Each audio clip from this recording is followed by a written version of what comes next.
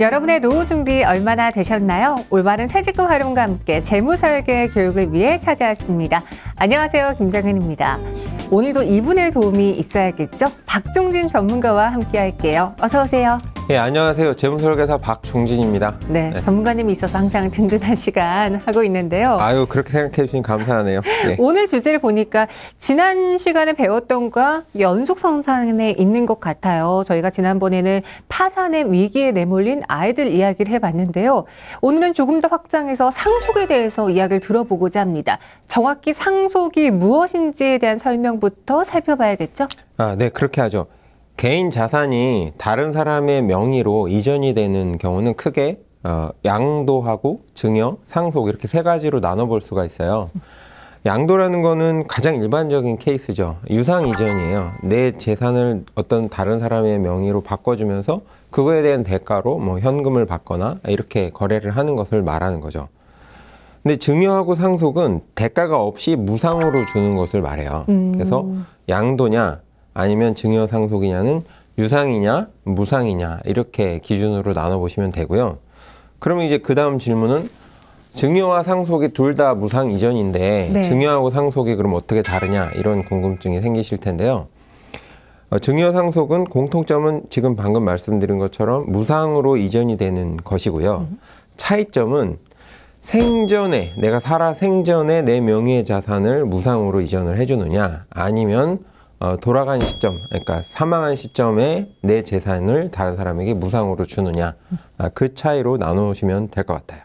그러니까 대가가 있느냐 없느냐로도 판단해 볼 수 있고요. 살아 생전이냐 아니면은 사후냐에 대해서 또 달라진다라고 해주셨는데 오늘은 그 안에서 어떤 이야기를 주제로 다뤄볼까요? 당연히 이제 오늘의 주제는 상속. 왜냐하면 이제 지난 시간에 이제 아이들이 빚을 이렇게 물려받는 상속의 케이스를 말씀을 드렸었잖아요. 그래서 네. 이제 그 부분만 이슈화된 부분만 설명을 해드리다 보니까 아무래도 좀 체계적으로 설명을 못 해드린 것 같아서 그 부분을 좀 체계적으로 알고 계시면 좀 더 대응을 잘 하실 수 있을 것 같고 지난 사례는 아니지만 또 다른 문제들이 많이 있어요. 그래서 그런 부분들까지도 같이 종합적으로 대응할 수 있는 부모의 입장에서는 어떻게 준비를 해놓으면 자녀들에게 문제가 생기지 않을까 또는 자녀 입장에서는 부모님으로부터 재산을 상속받을 때 대처를 어떻게 해야 될까 양자 다 잘 도움이 될 수 있는 부분이라서 한번 짚고 넘어가려고 합니다. 그래서 이제 사후에 무상이전을 해주는 게 상속이라고 말씀을 드렸잖아요. 근데 이제 제일 주의하실 점은 지난 방송에서도 여러 번 강조를 했지만 네.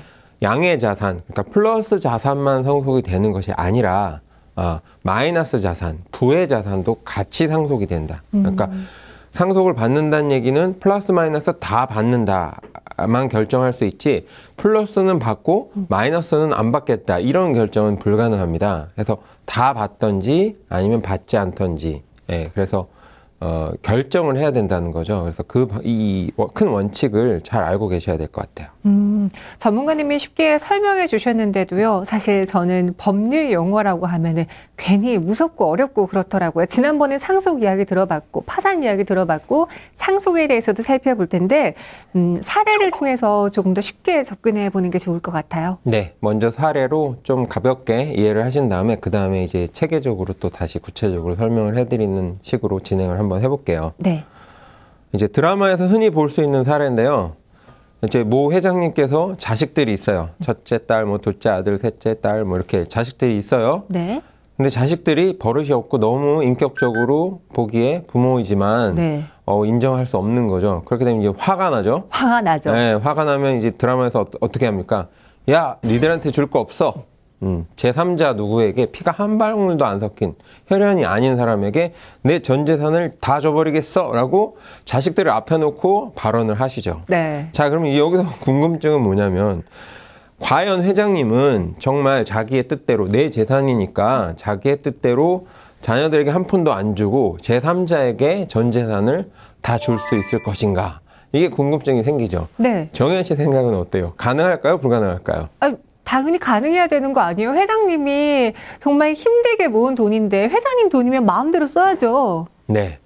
그렇게 단순하면 좋겠는데 네. 법률은 그렇지가 않습니다. 그래서 바로 답변을 드리는 것보단 차근차근 하나씩 설명을 해드리다 보면 나중에 아 그렇게 되겠구나 하고 결론을 아시게 될 거예요. 네, 그렇게 도와드리도록 하겠습니다. 먼저 그럼 상속이 어떤 절차에 따라 진행이 되는지 알아야지 우리가 그 최종 결론에 도달할 수 있겠어요. 그렇죠.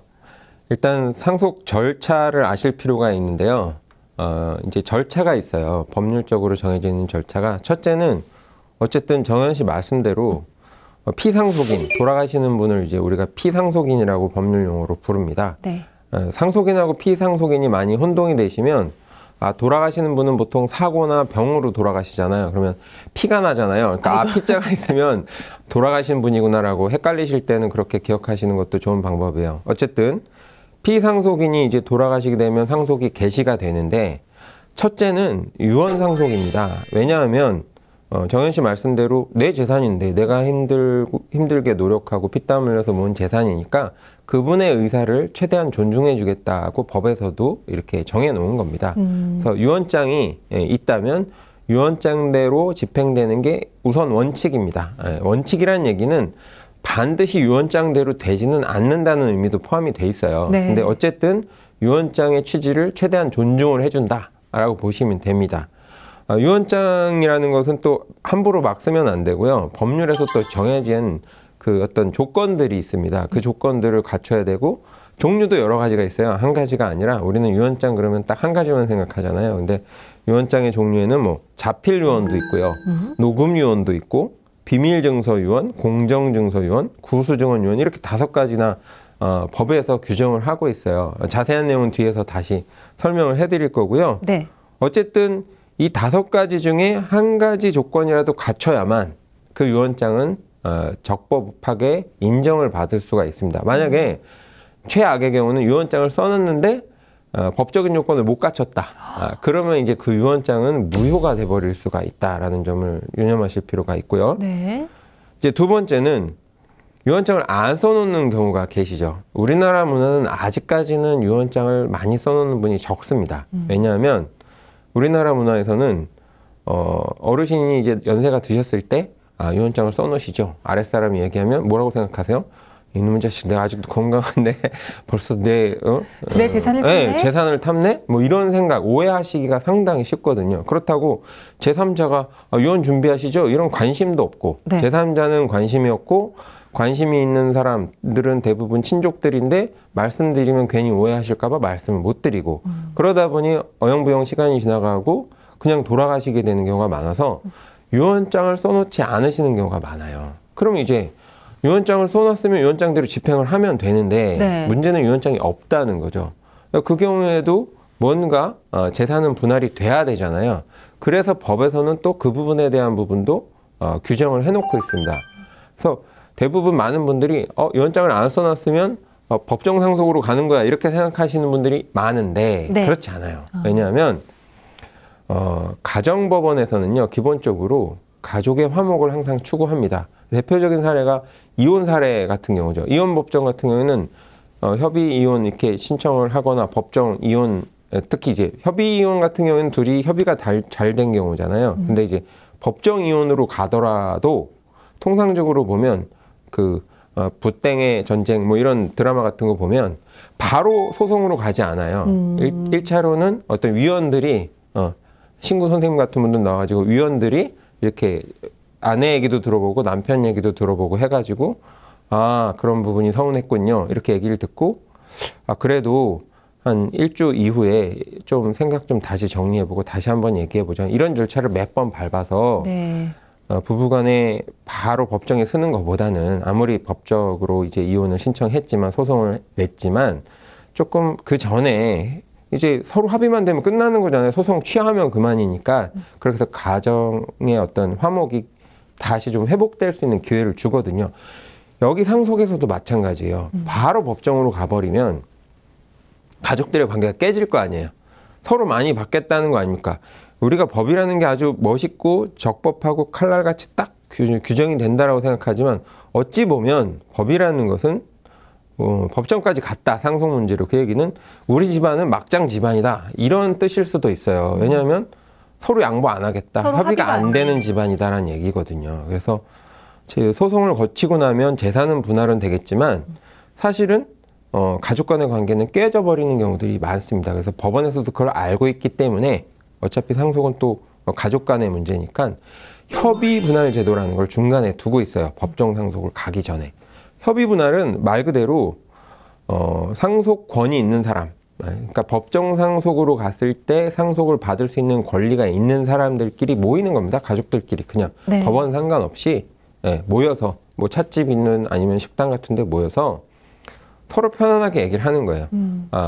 이제 피상속인은 돌아가셨고 남기신 재산은 있는데 부채도 있을 수 있고요. 이것들을 어떻게 분할을 할 거냐 의견 내봐라. 그래서 뭐 첫째 아들, 둘째 아들, 셋째 아들, 뭐 어머니 다 아내죠. 돌아가신 분 입장에서 보면 얘기를 해서 조율을 해서 이건 이렇게 좀 조정하면 좋겠습니다. 해서 조율을 해서 합의가 되면 그 내용을 유언장은 없지만 유언장 대신에 그 내용을 기록하는 거예요. 유언장 대신해서. 왜 합의가 된 내용이니까. 그래놓고 마지막에 상속인들이 다 밑에 이름, 서명, 주민번호, 주소 다 써서 확정을 지어놓고 네. 기분 좋게 헤어지는 겁니다. 그리고 그 다음에 유언장 대신해서 그거대로 집행을 하는 거예요. 법정에 가서 서로 막 많이 받겠다고 싸우는 것보다 훨씬 낫죠, 모양새가. 근데 문제는 정현 씨 생각에 협의 분할이 잘 될 것 같아요, 안 될 것 같아요? 잘 될 것 같은데요. 잘 될 것 같죠. 네. 정현 씨 가정은 아주 화목한가 봐요. 그런데 문제는 제 경험상으로, 간접 경험상으로 봤을 때, 뭐 제 직접 경험도 있고요. 그 집안이 가족끼리 화목해 보인다.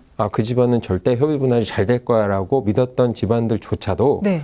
대부분은 협의 분할이 잘 이루어지지 않습니다. 그 이유는 첫째는 만장일치 합의제예요. 만약에 상속인이 4명인데 3명은 동의하는데 1명이 동의 안 해요? 합의가 안 됩니다. 어렵겠죠. 만장일치라는 건 쉽지 않아요. 다 동의하는데 1명 정도는 꼭 브레이크를 거는 경우들이 많아요. 그러면 또 그 브레이크를 거는 사람은 왜 브레이크를 걸까? 제가 연구를 해봤어요.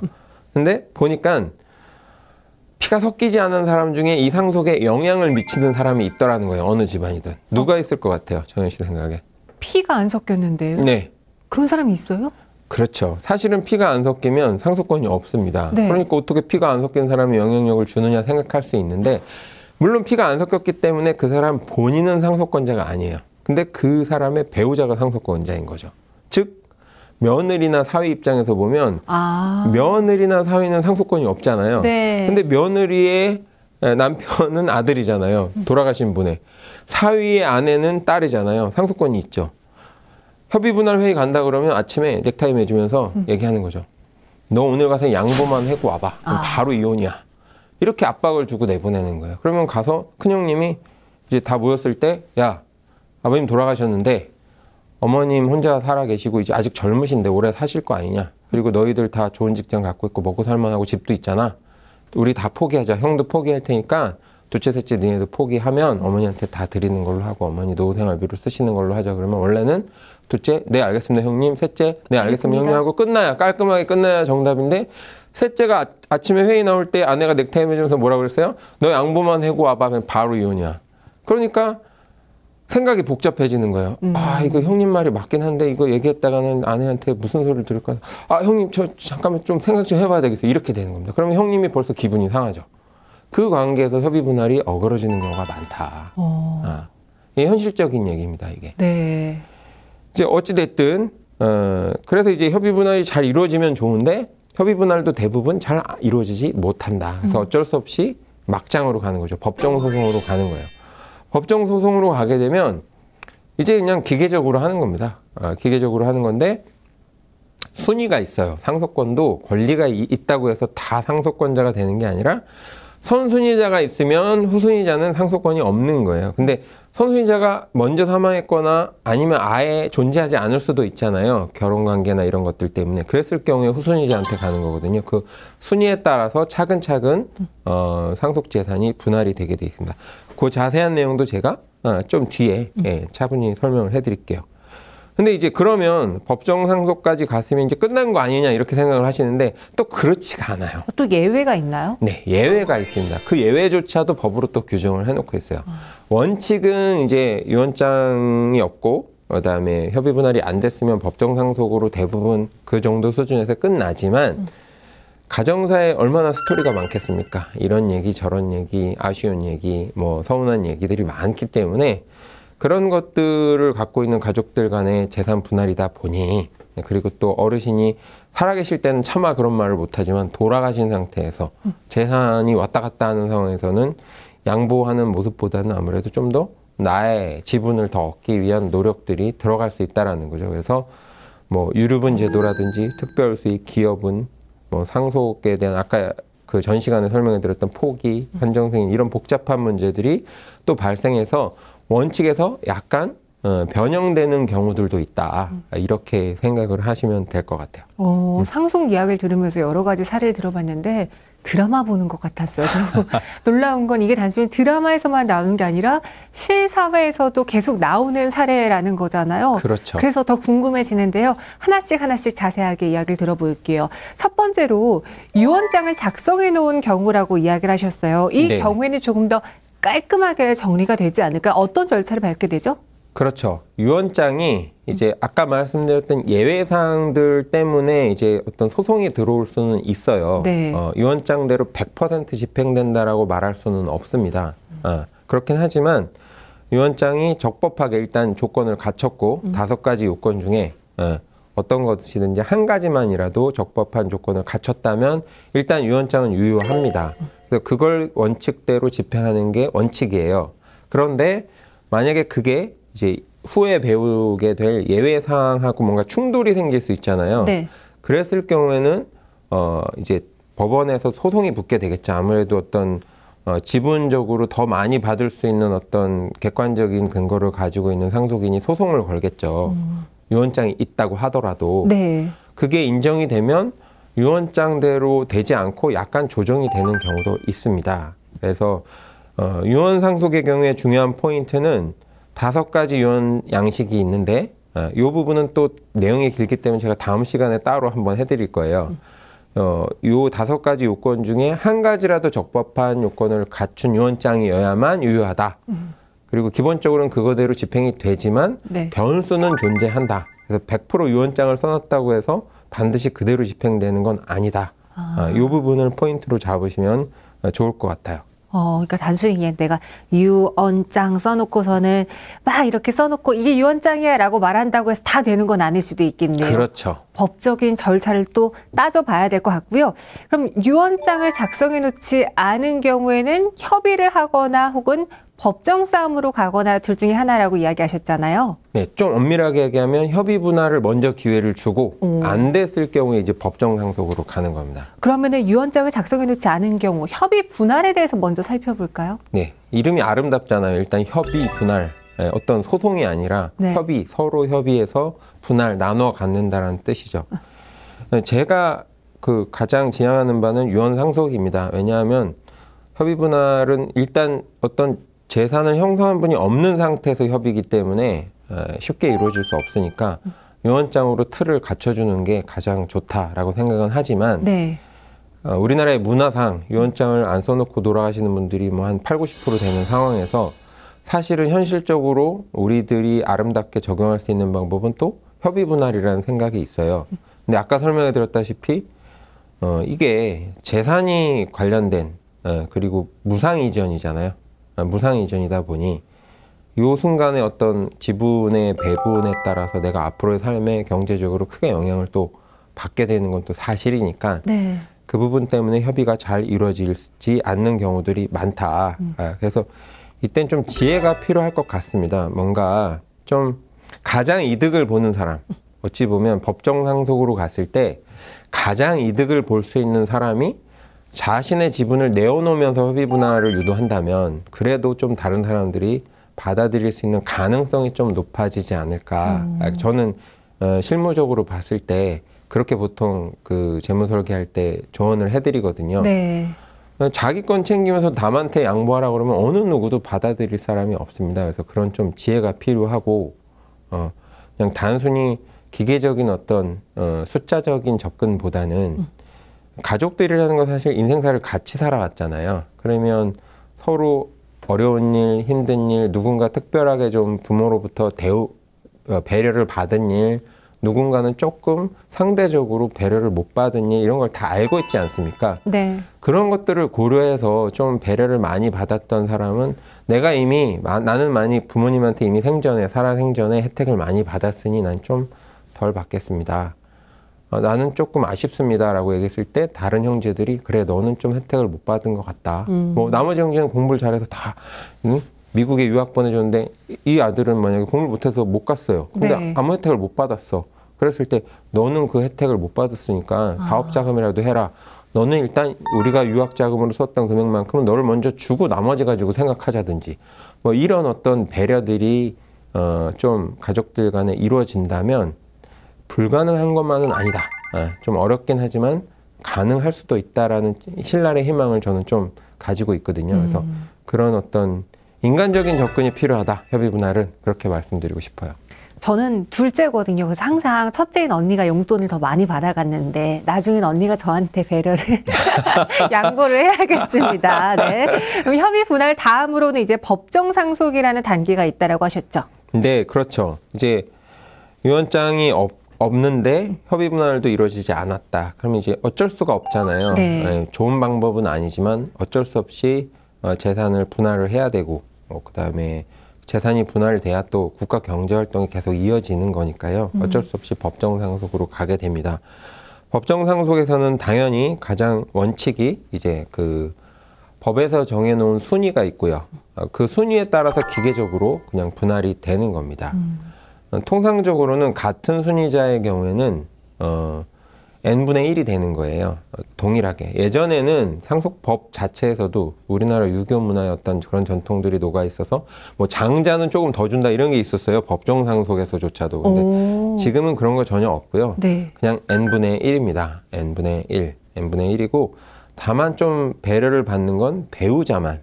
배우자는 사실은 경제적으로 가장 긴밀하게 엮여 있는 사람이잖아요. 돌아가신 분 기준으로 봤을 그렇죠. 때. 그러니까 그분에게만 지분을 5할을 가산해줘서 항상 1.5 나머지 분은 1, 이 비율로 해서 n분의 1로 나누는 이런 원칙을 가지고 있어요.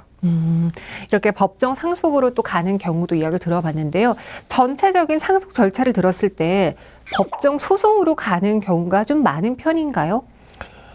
법정 소송으로 가는 경우가 최근에 들어서 많아졌어요. 예전에는 사실은 혹시 유언장을 안 써놓으셨다고 하더라도 이제 보통 그런 게 있잖아요. 저희 외할아버지도 그러셨는데 아직까지도 어르신들 같은 경우에는 첫째, 아들 선호 사상이 있으세요. 알죠. 네, 따님이니까 더 잘 아실 거예요. 네. 여성분이시니까.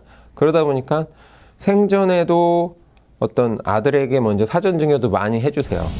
저희 외할아버님 같은 경우에는 이제 시골에 아주 거부는 아니셨지만 열심히 노력해서 그냥 논 한마지기 사서 동네에 이렇게 논을 많이 가지고 계셔서 농부셨는데 네. 사전에 이제 아들이 하나시니까 아들분한테 사전 증여를 많이 해놓으시고 돌아가시면서도 아들분한테 좀 더 주고 싶으시고 그리고 또 손주 또 주고 싶으시고 네. 독자니까 이제 그런 부분들이 있으셨어요. 그러면 이제 예전 같으면 그렇게 진행되면 딸들이 그냥 받아들이고 법적으로도 잘 모르기도 하고 그러니까 그냥 넘어가는 경우들이 많았었는데 네.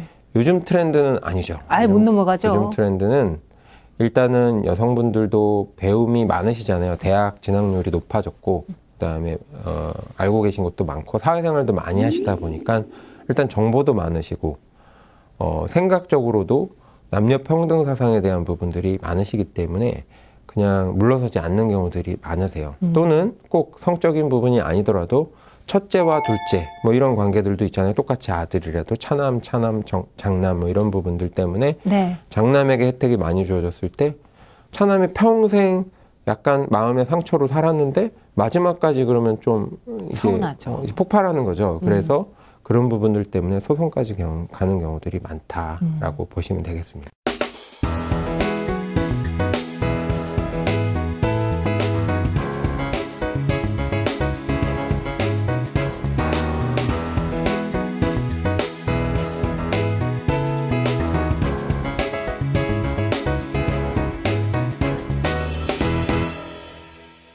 그럼 이 상속 절차에 대해서 들어봤으니까요.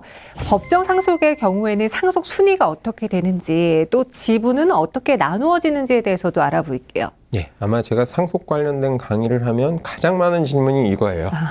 도대체 부모님이 재산을 100이라는 재산을 남겼을 때 내 지분이 도대체 얼마입니까? 우리 가계도로 봤을 때. 이 질문이 제일 제가 많이 받거든요. 네. 그래서 이 부분은 조금 자세하게 설명을 해드리도록 하겠습니다. 먼저 순위를 먼저 알려드릴게요. 순위. 예, 순위라는 건 선순위자가 있으면 후순위자한테는 상속권이 없다 이렇게 이해를 하시면 돼요. 네. 네, 순위를 할 때 주의하실 건 영순위가 있어요. 영순위. 영순이요? 네, 영순위라는 의미는 언제나 1순위다 이 사람은. 언제나 1순위다 이렇게 이해를 하시면 좋겠어요. 무슨 얘기냐면 천하무적이다. 항상 상속권이 발생하는 사람이다. 그게 누구냐면 바로 배우자입니다. 아까 말씀드렸던. 경제적으로 워낙 긴밀한 분이니까. 그래서 이분은 언제나 1순위예요. 그리고 1순위가 누구냐면 직계 비속. 법률 용어로는 직계 비속이라고 해요. 쉽게 얘기하면 1차로는 자녀고요. 자녀가 없을 경우에는 이제 그 밑으로 손자녀까지 가죠. 뭐 보통 3세대까지는 같이 사니까 통상적으로 이제 거기까지가 직계 비속이고요. 네. 이 2순위는 누구냐면 거꾸로 올라갑니다. 직계 존속. 왜냐하면 부모님이 연로하셨지만 살아계신데 자녀가 사고나 병으로 먼저 사망하는 경우도 있으니까 네. 2순위는 이제 직계 존속, 부모 또는 뭐 만약에 이렇게 장수하실 경우는 조부모님도 살아계실 수가 있겠죠. 물론 이제 직계 비속이든 존속이든 가까운 사람이 더 선순위입니다. 그러니까 자녀가 있다면 손자녀는 권리가 없고요. 어차피 자녀가 재산을 또 가지고 있다가 사망 시에 손자녀한테 갈 거잖아요. 그렇지만 네. 같이 공동 상속권이 있는 건 아니에요. 물론 위로도 직계 존속 같은 경우에도 부모님이 살아계시면 조부모님은 살아계시더라도 상속권은 없습니다. 없을 경우에 이제 올라가는 거죠. 그렇게 이해를 하시면 되고, 자 이제 가까운 사람 다 얘기했잖아요. 그나마 그 다음에 가까운 사람이 누가 있을까요? 이제 자녀나 부모 쪽으로 다 했고 옆에 배우자도 했으니까 남은 건 이제 형제 자매죠. 형제 자매는 직계는 아니죠. 내가 낳거나 나를 낳은 건 아니잖아요. 형제 자매는. 그렇지만 관계 중에서 옆으로 횡적으로 봤을 때는 가장 가까운 관계잖아요. 그래서 3순위가 형제 자매가 되고요. 4순위는 어디까지 가냐면 이제 친척으로 따지면 계속 넓어질 거 아니에요. 반계로 가면요. 네. 그래서 다 무한정 하진 않고 그래도 제 기준은 이렇게 설명합니다. 항상 설이나 추석 명절 때 만나는 사람까지. 그게 통상 사촌까지잖아요. 삼촌이나 이제 삼촌의 자녀들이 사촌이니까 예, 그래서 사촌 이내 반계 혈족까지가 4순위라고 아니 3순위라고 보시면 됩니다. 4순위죠, 4순위. 네. 4순위라고 보시면 됩니다.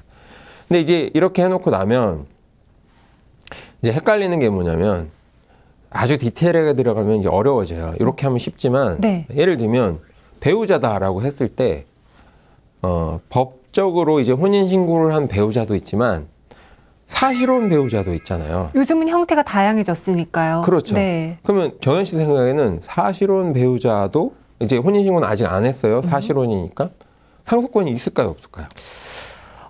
상속권이 없을 것 같아요. 법적으로는. 그렇죠. 왜냐하면 네. 이게 사실혼이라는 건 애매하거든요. 두 사람이 합의를 해서 실제로 혼인을 했다는 것을 동의한 접수를 한 게 아니다 보니까 이게 그 사람에게 만약에 인정을 해줘 버리면 친자녀들하고 이제 막 소송이 걸리고 사회적으로 막 혼란이 막 생기겠죠. 이제 그런 부분 때문에 아직까지는 나중에 바뀔 수도 있을 거예요. 왜냐하면 실제 사실혼이라면 생계를 같이 했던 분이기 때문에 상속권을 좀 배려를 해줄 필요는 있거든요. 네. 그렇지만 어쨌든 법적으로는 상속권 자체는 없습니다. 그래서 대신에 만약에 사순위자까지 아무도 없을 경우에 이제 이분이 진짜 호렬단신이라 아무도 없다. 그랬을 경우에는 이제 사실혼 배우자에게 상속의 개념으로 재산이 조금 분할되는 건 아니고 좀 생계의 어떤 유지 차원에서 상속 재산 중에 일부는 이제 그 사실혼 배우자에게 약간 배려가 될 수 있는 제도는 있으나 그거 자체가 상속권의 개념은 아니에요. 그래서 사실혼 배우자는 상속권이 없다 이렇게 정리를 하시면 좋을 것 같고요.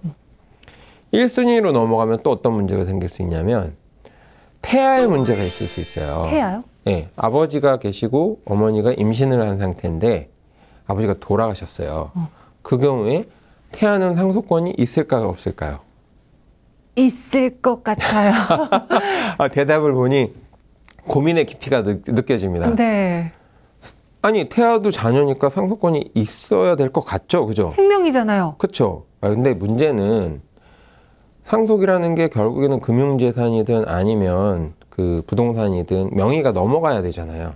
근데 태아에게 주민번호가 있나요, 없나요? 없잖아요. 그래서 기술적인, 형식적인 문제가 발생을 해요.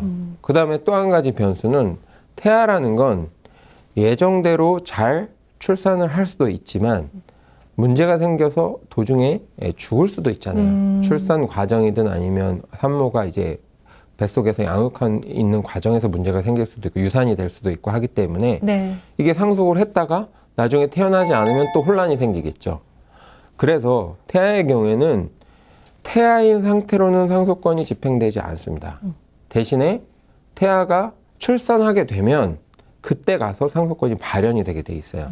그래서 제가 보통 추천하는 바는 태아가 태어날 거를 가정해서 이렇게 세팅을 해놨다가 나중에 혹시 태아가 문제가 생겼을 때는 태아의 지분을 다시 재배분하는 방법을 활용하는 게 좋겠다. 아니면 스테이하고 있다가 아예 한꺼번에 깔끔하게 태아가 출산하고 나서 집행을 하면 더 좋고요. 네. 근데 그렇지 않고 태아를 제외하고 만약에 재산을 분할해 버리면 나중에 태아분을 또 조금씩 내놔야 되잖아요. 근데 그건 좀 어려움이 있어요. 그 재산을 써버렸을 수도 있고 그 과정에서 왠지 당연히 태아에게 갈 건데 기존에 다른 상속자들이 뭔가 불만이 생길 수도 있고 이런 문제들이 생길 수 있기 때문에 그 부분을 좀 고려하실 필요가 있다.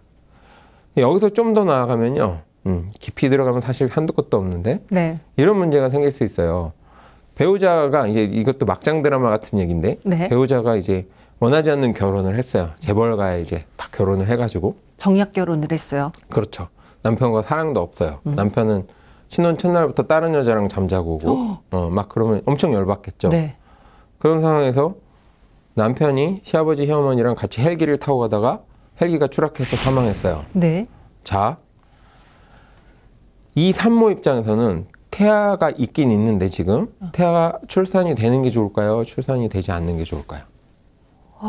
너무 어려운데 출산하는 게 좋은 거 아닌가요? 네. 엄마의 마음으로 보면 무조건 출산을 해야죠. 네. 근데 제가 전제 조건을 깔았잖아요. 막장 드라마라고. 네.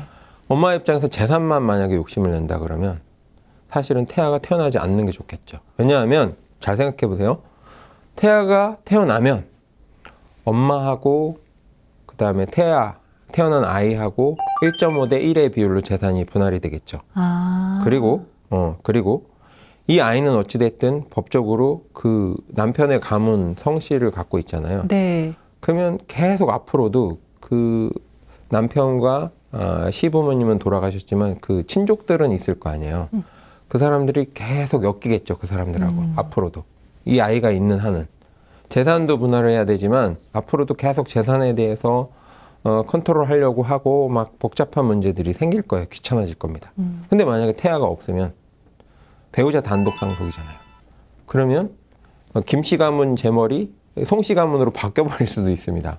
그리고 물론 배우자하고 시부모님이 사망했다고 해서 자연스럽게 그 부부관계가 없어지는 건 아니에요. 네. 하지만 내가 만약에 장례식 잘 치르고 나서 다른 사람하고 혼인을 한다, 재혼을 한다. 그러면 그땐 끊어지거든요. 그렇게 되면 완전히 그 집안하고 깔끔하게 헤어질 수 있겠죠.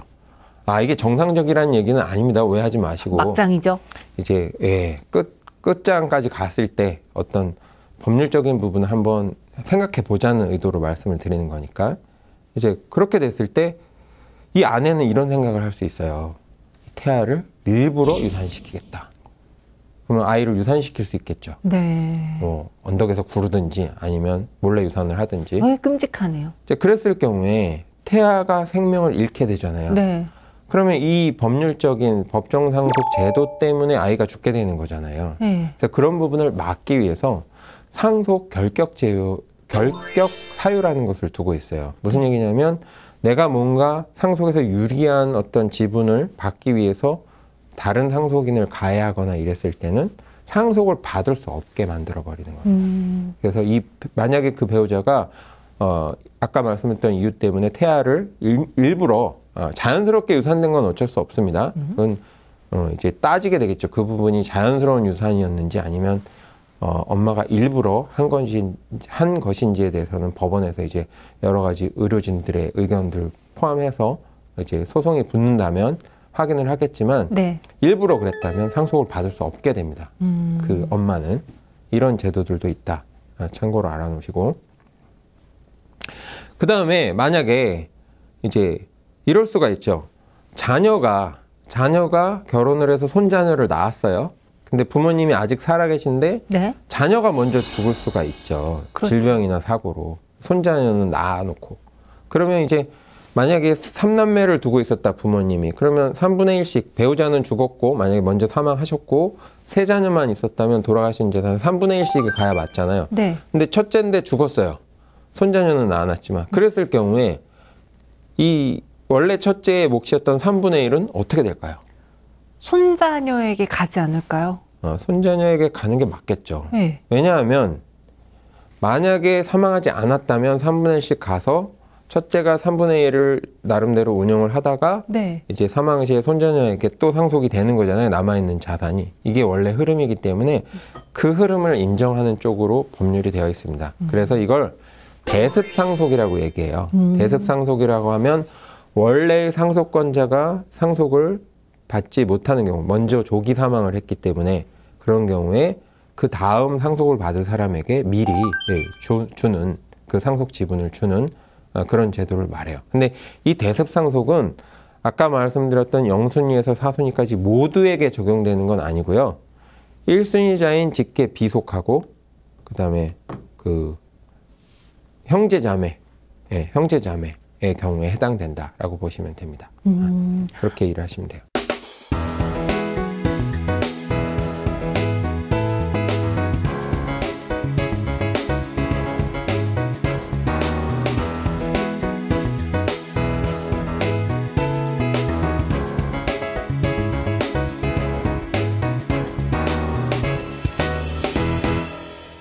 이 상속이라는 게 정말 복잡하고도 복잡하네요.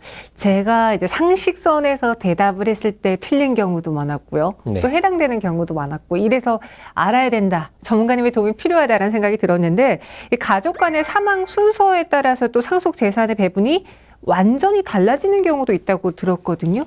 그렇죠. 네. 이제 상속 순서가 바뀔 수도 있는데, 예를 들면 이런 경우가 있었어요. 이제 부부가 있었고 외동딸이 있었습니다. 근데 그 외동딸이 결혼을 했어요. 이 부부는 엄청난 재벌이었어요. 네. 외동딸이 하나 있었는데 외동딸이 결혼을 해서 이제 사위가 생긴 거죠. 부부 입장에서 보면. 이 부부의 자녀는 없었어요. 네. 자녀는 없는 상태에서 이제 이 부부하고 외동딸하고 이제 사위하고 같이 여행을 간 거예요. 비행기를 타고. 근데 그 비행기가 추락을 했어요. 네. 이제 실제 사례입니다. 추락해서 다 사망을 했어요. 네. 그런데 이제 사망 순서에 따라서 상속재산 분할이 완전히 바뀌는 거예요. 왜냐하면 대표적인 사례 2가지만 말씀을 드릴게요. 여러 가지 케이스가 있지만 이제 부부가 먼저 사망을 해서 비행기는 추락했지만 예를 들면 부부는 추락 전에 놀래가지고 심근경색으로 먼저 죽었다. 네. 이렇게 사인이 나올 수 있잖아요. 그럼 먼저 죽은 거죠. 그 다음에 외동딸은 그 다음에 충격으로 죽었다. 사위는 추락 직후에 죽지 않고 좀 있다가 시름시름 앓다가 죽었다. 사망 시간이 좀 추정이 달라질 수 있잖아요. 물론 그 옆에서 직접 본 사람 증인은 없겠지만 추정을 해볼 거 아닙니까? 만약에 그렇게 순서대로 부부, 외동딸, 사위 순서대로 사망을 했다 그러면 네. 자 보세요. 부부가 사망했으니까 외동딸이 1순위겠죠. 네. 외동딸이 사망했을 때는 배우자하고 자녀하고 1순위인데 자녀가 없잖아요. 외동딸 입장에서 보면. 네. 사위, 그러니까 돌아가신 부부 입장에서 보면 사위한테 상속이 되겠죠. 네. 근데 사위도 또 죽었잖아요. 맞아요. 그럼 사위 입장에서 보면 1순위는 배우자랑은 자녀인데 배우자가 죽었고 자녀는 없으니까 2순위로 가겠죠. 그렇죠? 네. 2순위는 부모님? 사위의 부모님이죠. 네. 부모님이 안 계시다 그러면 사위의 형제자매. 그 다음에 그것도 없으면 사위의 사촌이네 반계열 쪽으로 가겠죠. 어쨌든 사위 쪽 가문으로 재산이 넘어가게 되는 거예요. 근데 만약에 그게 아니라 부부가 먼저 사망했고 사위가 그 다음에 사망했고 외동딸이 마지막에 사망했다면 또 얘기가 달라집니다. 그렇죠. 자, 부부가 사망했으니까 외동딸한테 가겠죠? 사위는 죽었어요. 네. 그 상태에서 외동딸이 마지막에 사망했잖아요. 그럼 외동딸의 배우자와 자녀가 1순위인데 없잖아요. 둘 다 네. 없잖아요. 아이는 태어나지 않았고 원래 없었고 배우자는 죽었고 그렇게 되면 그 다음에 직계 존속인데 부모님 돌아가셨잖아요. 이미. 거기도 패스. 3순위는 외동딸의 형제자매인데 없잖아요. 외동딸이니까. 네. 그러면 외동딸의 사촌인의 반계월 쪽에게 가는 거예요. 이렇게 상속이라는 게 단순한 것 같지만 실제 상황에 가면 복잡해집니다. 그래서 그 결과에 따라서 상속 재산이 이렇게 될 수도 있고 저렇게 될 수도 있기 때문에 상당히 여러 가지 케이스가 발생할 수 있다. 네. 이 상속권의 1순위, 2순위, 3순위 순서가 있기 때문에 사망하는 시점에 따라서 상속에 대한 그 배경이라던가 절차가 완벽하게 달라질 수 있다는 이야기를 해주셨고요. 이만큼 원칙은 있지만 예외 사항들도 많겠어요. 그렇죠. 이제 대표적인 예외 사항들 몇 가지만 한번 설명해 드리면 네. 먼저 이제 가장 그 대표적인 사례가 유류분 제도예요. 유류분 제도라는 건 아까 처음에 말씀드렸던 어떤 그 회장님 사례처럼 친족들에게 자산을 하나도 안 주고 제3자에게 다 주겠다. 그럼 가족들 열받죠. 그래서 법에서도 상속제도라는 건 결국엔 친족들의 경제적 안정을 추구하는 바도 있거든요. 취지가. 그래서 유언자의 뜻을 존중은 하지만 다 받아들일 수는 없다라는 게 법의 취지입니다. 그래서 원래 법정 상속인들이 받을 수 있었던 지분 있잖아요. 그 지분 중에서 영순이자하고 1순위자, 즉 배우자하고 직계 비속의 경우에는 본인들이 받을 수 있었던 법정 상속 지분의 2분의 1. 네. 그리고 2순위자하고 3순위자인 직계 존속과 형제자매의 경우에는 법정 상속 지분의 3분의 1을 유류분으로 인정을 하고 있어요. 그래서 만약에 그 유류분조차도 내가 못 받았다. 그게 유언장에 의해서든 뭐든 침해를 받았을 경우에는 유류분 청구 소송을 할 수 있고 특별한 사유가 없는 한은 법원에서 유류분을 반환해라라고 이제 선고를 내서 어떤 재산을 가져간 제3자든 누구든 그 해당자에게 돌려주게 되어 있어요. 그걸 유류분 청구라고 하고요. 네. 그 다음에 특별 수익 같은 경우도 있죠. 왜냐하면 생전에 미리 혜택을 많이 받은 사람은 그 혜택 다 받았는데 그건 따로 떼어놓고 남은 재산, 돌아가실 때 남긴 재산을 n분의 1 하면 나머지 사람들이 좀 불합리하다고 생각하겠죠. 그래서 그 특별 수익을 다시 합산합니다. 상속 재산에다가 합산을 해서 이자까지 계산해서 기간이 있으니까 합산을 해서 다시 n분의 1을 한 다음에 이 사람이 받은 먼저 지분을 또 빼요. 그러면 이 사람은 조금만 받을 수밖에 없겠죠. 그리고 나머지 사람은 좀 더 받겠죠. 그렇게 나누는 게 특별 수익이고요. 네. 기여분이라는 건 뭔가 자신이 기여를 한 사람이 있어요. 부모님이 재산을 형성하는데 기여를 한 사람. 평생 내가 농사일을 도왔다. 이 땅 일구는데. 그랬을 경우에 나는 근데 특별 혜택을 받은 게 없어요. 특별 수익을 받아놓은 게 없어. 네. 그랬을 경우에는 이걸 그냥 n분의 1 한다 그러면 내가 더 기여했는데 나는 똑같이 받는 게 불합리하다 했을 때 그 사람의 기여분을 인정해서 먼저 떼어주고 나머지를 가지고 n분의 1 하는 방법. 네, 이게 이제 바로 기여분 제도고요. 한정승인하고 상속 포기는 아까 지난 시간에 말씀드렸던 것처럼 뭔가 부채가 많다. 그랬을 경우에는 포기를 할 수도 있다. 물론 여기서 포기라는 건 양의 재산 플러스 재산까지 같이 포기하는 걸 말해요. 근데 어차피 양의 재산 포함, 부채 포함했을 때 순자산이 마이너스면 네. 포기하는 게 낫다는 거죠. 잘 판단이 안 쓸 때는 한정승인을 신청해서 나중에 혹시 부채가 무언가 튀어나오더라도 내가 받았던 양의 재산 내에서까지만 책임을 지면 되는 거예요. 더 부채가 나도. 그러니까 내가 플러스 재산이 3억이었는데 마이너스 2억인 줄 알고 한정승인을 신청했어요. 그럼 플러스 1억을 갖고 있을 거 아니에요. 네. 근데 나중에 마이너스 3억 부채가 또 튀어나와도 3억을 다 갚아야 되는 게 아니라 1억만 갚으면 되는 거죠. 그러면 나는 책임에서 면하게 되는. 물론 그 전에 법원에다 한정승인을 신청했다고 끝난 건 아니고요. 법원에서 오케이 인정해서 판결을 내려줘서 인용을 해줘야만 그 증서를 딱 갖고 있어야만 나중에 어떤 부채가 튀어나왔을 때 이제 그걸로 딱 책임 면제를 받을 수 있다. 이렇게 이해를 하시면 될 것 같아요.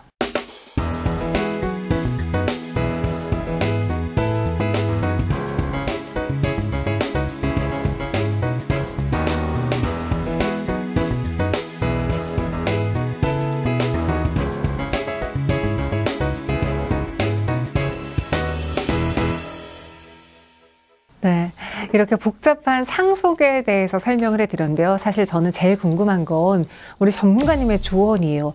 굉장히 상속과 관련한 많은 사례들을 만나보셨을 거 아니에요.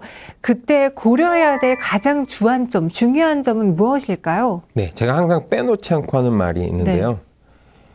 어떤 상속세를 줄이거나 어떤 그런 부분에 많이 포커스를 처음엔 가졌었어요, 저도. 그래서 그런 말씀들을 많이 해드렸는데 별로 만족스러운 상담이 진행되지 않았어요, 재무설계가. 왜 그럴까를 생각해 보니까 그건 두 번째 문제더라는 거죠. 가장 중요한 건 이 상속 절차가 집행되고 나서 가족 간의 화목이 깨지지 않도록 하는 부분이 더 중요하다. 그 부분을 놓치면 아무리 세금을 절세해 봐야 당신은 실패한 인생이 될 수 있습니다. 재산을 많이 남겼어도 실패한 인생이 될 수 있습니다라고 요즘엔 말씀을 드려요. 그래서 네. 아까 말씀드렸던 심지어는 법정 상속까지 가도 유언장을 써놔도 예외 사항 때문에 소송이 붙을 수 있다라고 말씀드렸잖아요. 그러면 그 부분까지 다 고려해서 유언장을 써놓는 것을 저는 가장 최선으로 추천을 해드립니다. 그런 문제가 발생하지 않도록 유언장을 써놓는 거죠. 그리고 그게 안 된다면 확률상 어렵지만 협의 분할을 또 이런 부분을 다 고려해서 가족들이 배려를 해주면서 협의 분할을 하기를 원합니다. 안 되면 법정 상속인데 그러면 명절 때 안 만난다 이렇게 생각하시면 될 것 같아요. 네, 뭐 세금 정말 말씀하신 것처럼 세금도 중요하지만 가장 원론적인 것은 상속 과정에 있어서 유언장 혹은 협의를 통해서 원만하게 진행이 되는 게 1차적으로 필요할 것 같아요.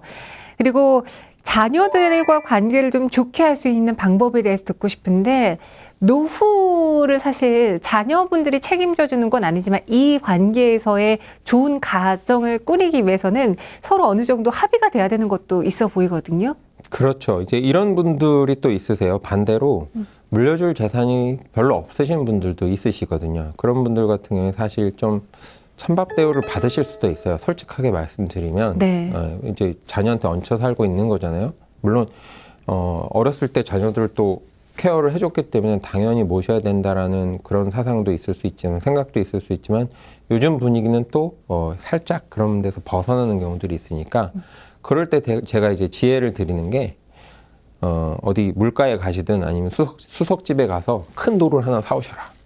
그래서 그 돌을 담을 수 있는 어떤 튼튼한 상자, 시건장치가 확실한 다른 사람은 열 수 없는 네. 그걸 하나 사서 거기다 넣어가지고 집에 막 귀중하게 들고 오셔라. 며느리 보고 아들 보게. 그 다음에 매일 저녁 6시가 되면 문을 걸어 잠그고 방문을 걸어 잠그고 덜그덕덜그덕 소리를 크게 내시면서 그 함을 꺼내셔서 감탄사를 3번씩 감탄사를 내셔라. 그리고 다시 또 잠가서 넣어놓으셔라. 그러면 분명히 자녀들이 신비감을 갖게 될 거다. 무슨 금덩어리를 하나 가지고 계신가 보다 우리 아버지가. 그러면 그 다음 날부터 고기 반찬이 나오기 시작할 거다. 며느리가 용돈을 줄 거다. 그렇게 사시다가 즐겁게 사시다가 돌아가시고 나면 자녀들 입장에서 열어보겠죠. 어쩔 겁니까? 이미 돌아가셨는데. 중요한 건 재산을 많이 갖고 있느냐 아니냐가 아니라 살아계신 동안에 가족들 간에 화목하게 지낼 수 있느냐 없느냐. 물론 좀 물려줄 게 있어서 그리고 그 재산이 없어도 알아서 자녀들이 잘해주고 이러면 제일 좋겠죠. 하지만 인간이라는 것이 또 약간의 죄성을 가지고 있잖아요. 그런 부분을 고려했을 때 지혜롭게 재산이 없더라도 뭔가 신비감을 조성해서 아들 내외 며느리 내외와 잘 관계를 지낸다면 저는 그것도 지혜로운 방법이라고 생각합니다. 그래서 그런 좀 지혜도 발휘하실 필요가 있다라고 말씀드리고 싶네요. 네, 이렇게 오늘은 상속에 대한 이야기를 전해드렸습니다. 여러분들의 궁금증이 해결되었길 바라면서 저희는 여기서 인사드려보도록 할게요. 다음 이 시간에 다시 찾아오겠습니다. 시청해주신 여러분 고맙습니다.